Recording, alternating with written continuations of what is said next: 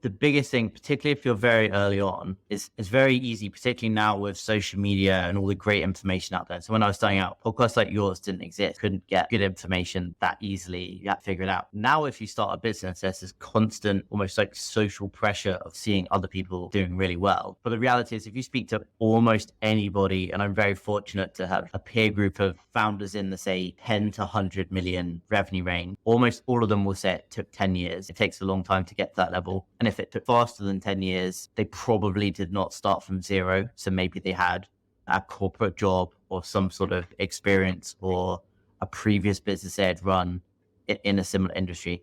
For almost everyone, it takes 10 years. I think a lot of people starting out give up too early. So and we see it all the time, people who are very early stage, like friends who want to start businesses, and that they give up in 6 months. You'll probably make almost nothing in your first 2 years.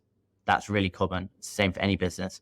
For my first 2 years of running Epi International, I could just about pay my rent in a very small apartment. And that was essentially all I could afford. And then I think after 10 years, that's where most people get to that 8 or 9 figure revenue range. But it definitely takes a long time, and you have to be patient, and you have to not ignore what other people are doing, but often on social media, particularly, it's like everybody lies, but a lot of people will just give the highlights. They'll just give it was like really easy, look where we are now. But a lot of people will either be lying or just giving a slightly misleading story. So be patient. It takes time.